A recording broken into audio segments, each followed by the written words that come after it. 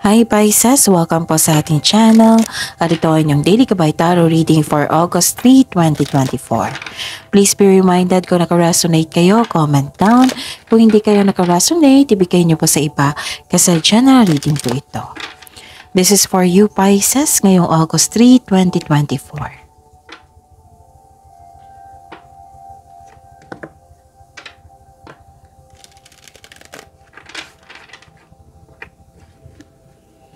Maraming salamat po sa inyong patuloy na suporta at maraming salamat po sa mga hindi nag-skip ng ads.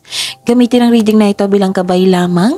Sa mga hindi pa nag-subscribe, subscribe na po kayo at click bell notification para malaman nyo na may bago tayong video. Para sa mga gustong magpa-reading po, may lumabas dyan sa screen nyo ngayon. Panoorin nyo po at sundin ang instruction. Calling the attention sa mga suki ko dito na Pisces. Open na po ang inyong Multi-Gabay Tarot Reading for August 2024. So message me for schedule. Maraming salamat po.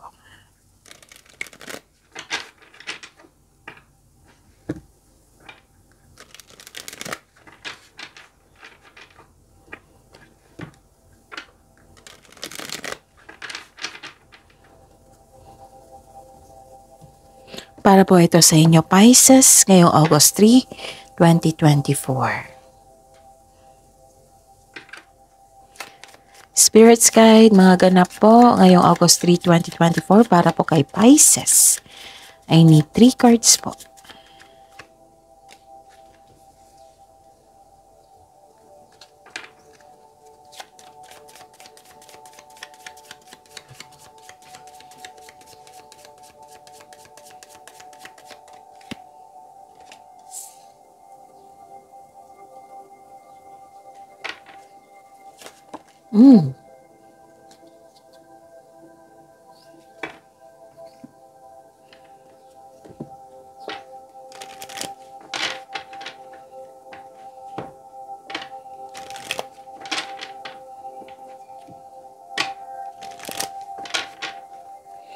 Spirits Guide, mensahe niyo po para kay Pisces ngayong August 3, 2024. I need 2 cards po.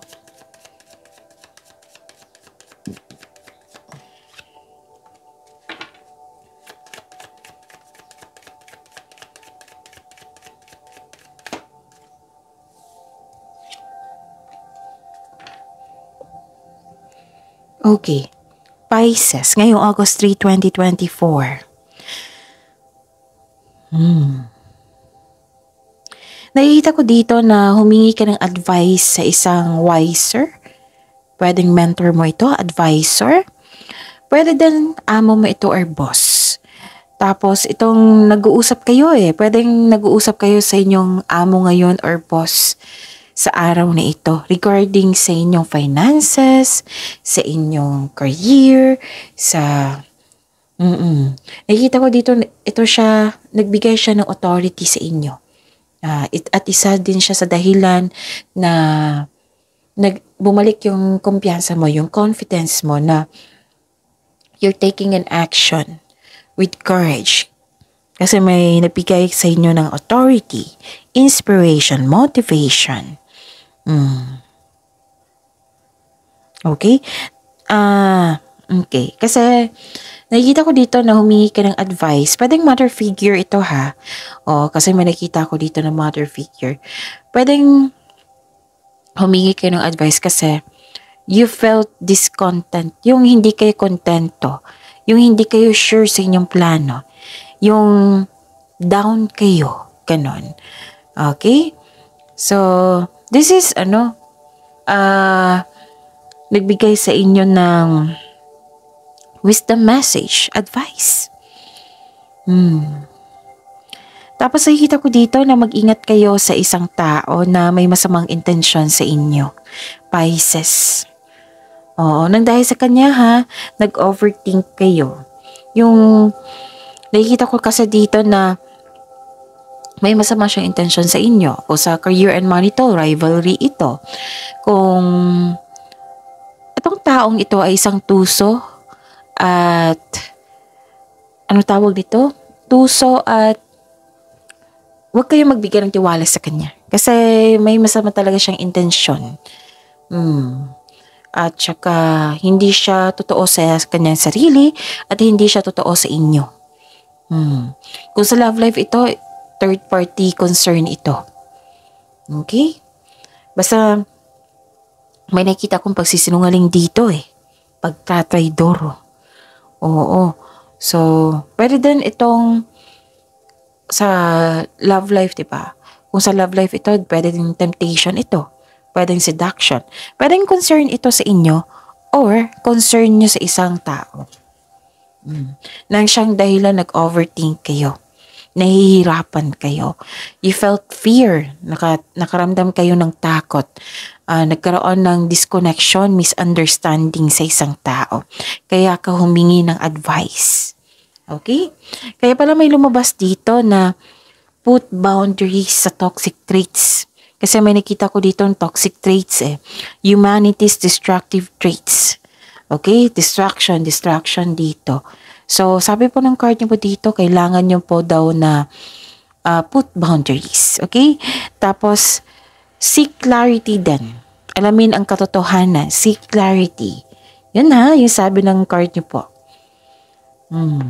Isa to sa dalawa yung solusyon na binigay sa inyo. Put boundaries.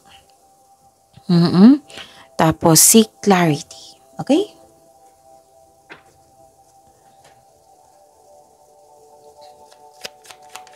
Spirits Guide, ano po ang energy ni Pisces ngayong August 3, 2024? I need 2 cards po.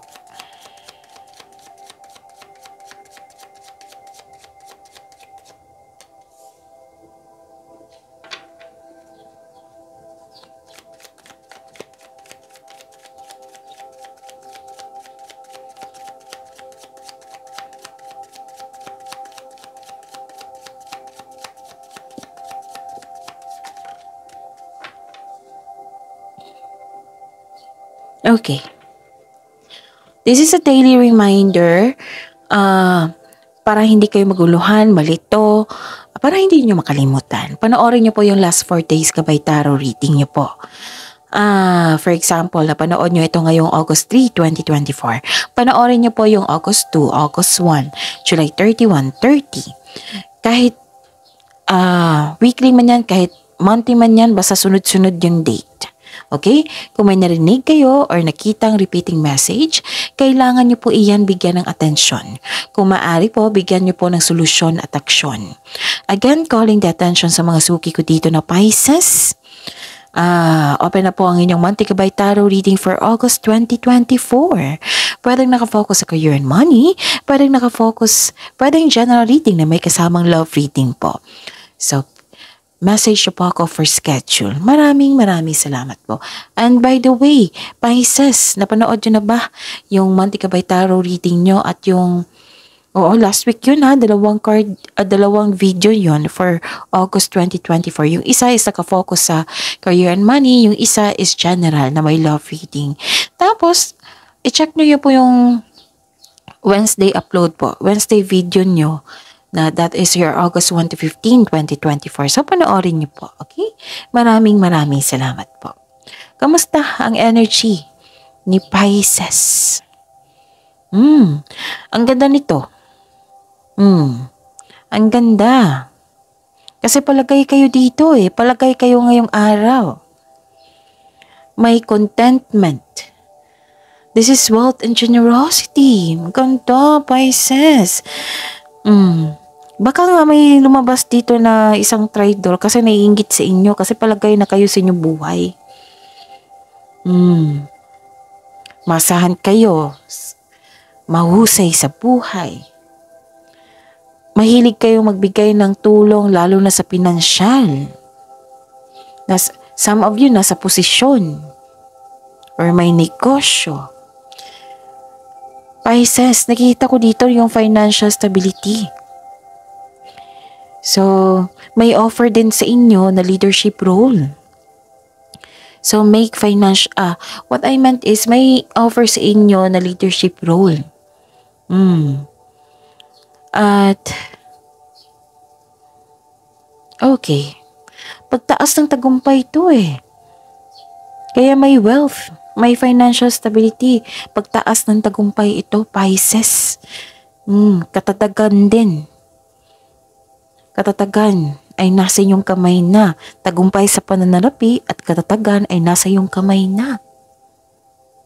May parating po na kasosyo or makatanggap ka ng tulong, oo, para makamit ang iyong layunin sa buhay. Okay? This is stability. Sobrang generous mo rin. Ang ganda. So, yun. At saka, ang ganda Ang ganda ng mensahe. Emotional stability. Yung concern ka rin sa, guarded ka, oo. Pero concern ka sa mga taong nasa palibot mo. Sa paligid mo. May hinahon kayo. Matured kung mag-isip. Mapagmalasakit sa kapwa. Kaya likas sa inyo yung pagiging generous sa kapwa. Diba? Sabi ko sa inyo kanina pa, 2 card na kasi nagsabi dito Guarded ka, oo. You put boundaries, oo. Pero concern ka sa kanila. Likas kasi sa inyo, Pisces na mabait. Okay? 2 card na nagsabi dito na may stability. Stability sa inyong emotion, stability sa inyong career, stability sa inyong financial. Ang ganda. And this is your energy card. Yes, water card. Spirit's Guide, career and money po ni Pisces ngayong August 3, 2024.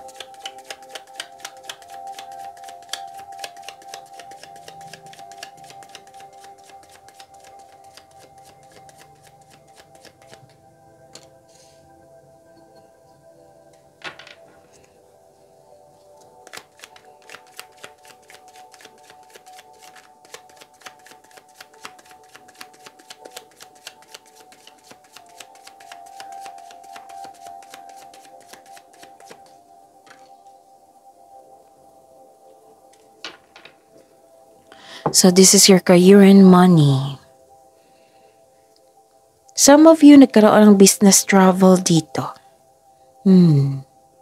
Nakikita ko rin dito na you are inspired in action. Katulad kayo ni Cancer na puro movement, busy kayo ngayon. So I consider na si water signs busy ngayon.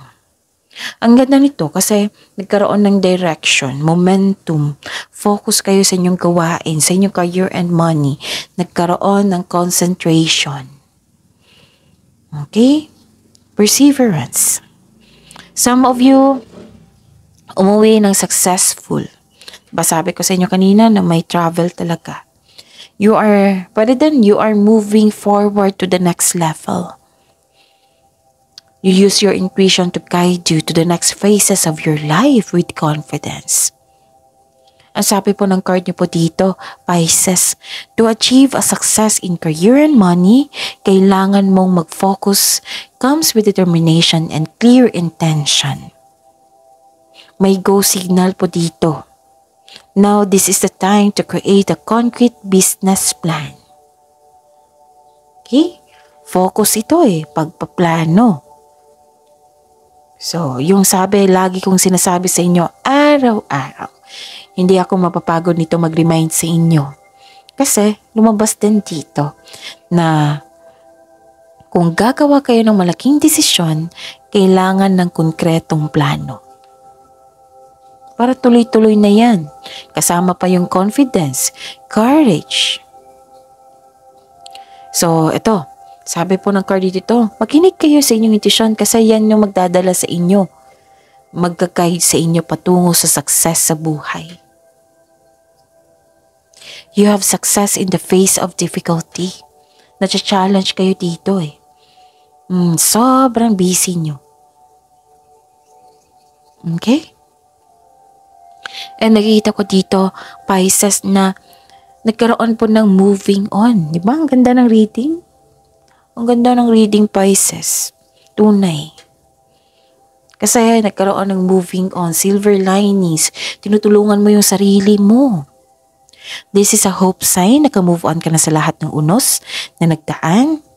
Oo, at tanggap mo na ang mga nangyari, pinatawad mo na sila at higit sa lahat, pinatawad mo na yung sarili mo. Nagkaroon ng healing and growth sa araw na ito. Ang ganda.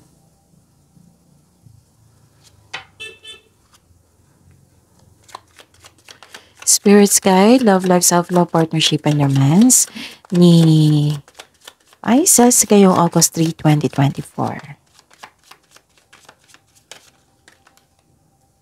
Kunin ko to. And the clarification of your card here.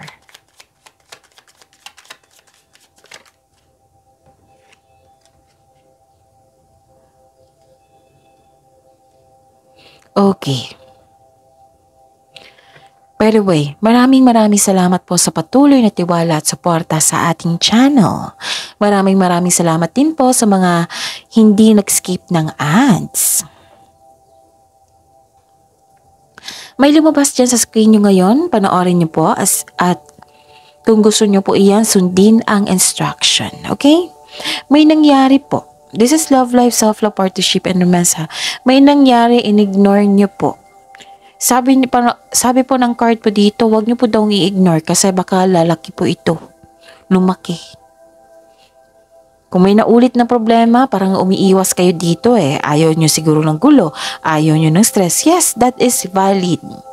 Depende na yan sa inyo. Pero may advice po yung card nyo po dito, Pisces, na bigyan nyo po ng atensyon. Hanapan ng solusyon. Upang sa kayo maiwasan ito at magkaroon na ng moving forward para matapos na. Kasi naulit eh. Yun na, lumabas dito yung pagtataydor. May taong hindi totoo sa inyo. May traidor. May sinungaling. So, ang advice po dito, diba, seek clarity. Hanapin nyo yung katotohanan. This is the clarification of your card here. You are seeking clarity. May nalaman kayo, naging conscious kayo. This is reality. This is the truth. Kung ano yung iniiwasan yun, katotohanan yan. Pero ang advice po ng card niyo po dito, Pisces, bigyan ng solusyon. Huwag niyong iwasan. Para matapos na, huwag niyo pong pahirapan yung sarili niyo. Kasi nag-overthink kayo dito eh. So remember, overthinking can steal your happiness and opportunities. Okay? Ano pa? Nakikita ko dito na pinupush talaga kayo ng cards nyo na mag-move forward para magkaroon ng healing na. Pwede din na kung nagkaroon ng delay, habaan nyo po daw yung pasensya nyo. Pwede din na may bumalik galing past at nahihirapan ka sa pag-move on. Sabi po ng card po dito, Pisces, natulungan nyo po daw yung sarili nyo. Kailangan na magkaroon ng healing journey. Iwasan mo na yung toxic traits ng isang tao kasi hindi mo deserve yan na mag-suffer. Hindi mo deserve na mag-overthink. Deserve mo maging happy. So, action po ang kailangan po dito. Pinupush ng cards nyo po. Kung hindi mo yan bibigyan ng atensyon, I believe next day, lalabas na naman yan. Pinupush kayo ng cards nyo para magkaroon ng pagbabago, solusyon. Huwag nyo po daw iwasan, face the difficulties, face your fears. Okay? So, ang ganda ng career and money nyo and your energy. May distraction lang sa love life, self-love, partnership, love life, romance. Na-distract kayo sa gustong bumalik sa inyo. Kaya nahihirapan kayong mag-move on. Yung sabi dito na, yun, iwasan mo na, put boundaries na. Alamin ang katotohanan, wag iwasan. Okay? So, yun.